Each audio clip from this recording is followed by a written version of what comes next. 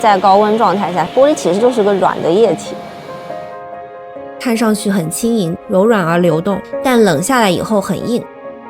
我觉得我跟玻璃挺像的。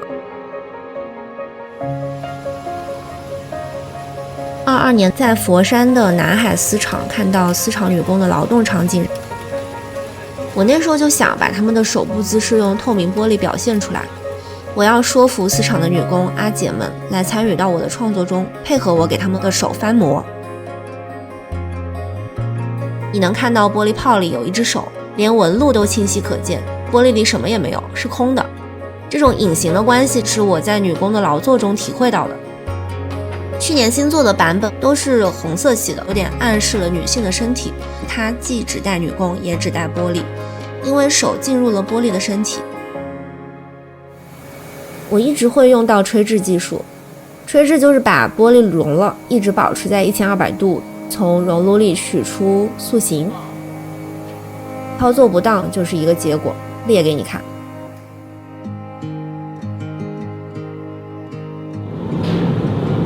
玻璃工厂在国内其实到处都有，但是能满足创作需求的5个手指头应该能数得过来。所以每次做作品都要在国内开车腾挪转移，跟搬家似的，一个人一辆车。我考上大学那年是2006年，玻璃专业是一个新专业，连吹玻璃都没有见过。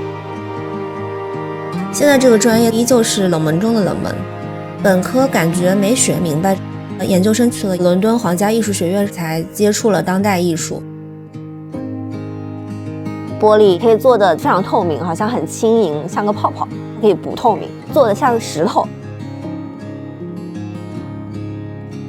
这个材料引发了我一个中国人在西方语境里所感受到的不同审美倾向和身份问题的思考，所以就有了后来的另一个我和旅程。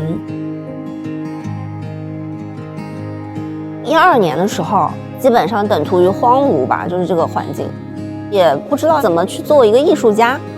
我需要先解决自己的生存问题。当时有一个机会，就是体制内的深圳美术馆策展、写文章、做公共教育，你就是什么都要做的。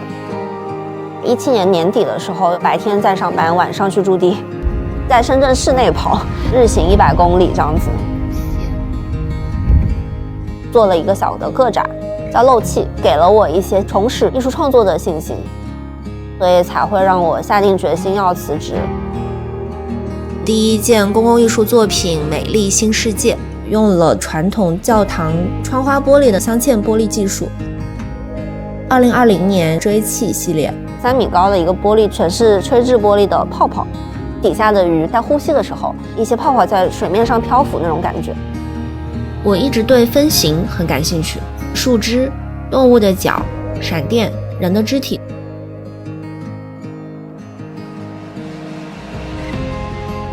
镜像芯在坚硬的材料里加入柔软的触觉。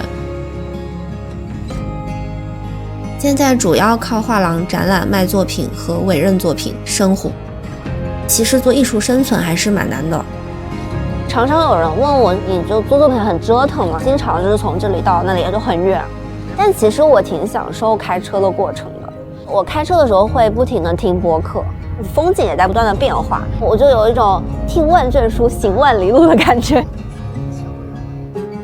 艺术家对我来说不是一顶帽子，可能是一种生活方式吧。我让自己流动，看看我会成为什么样的人。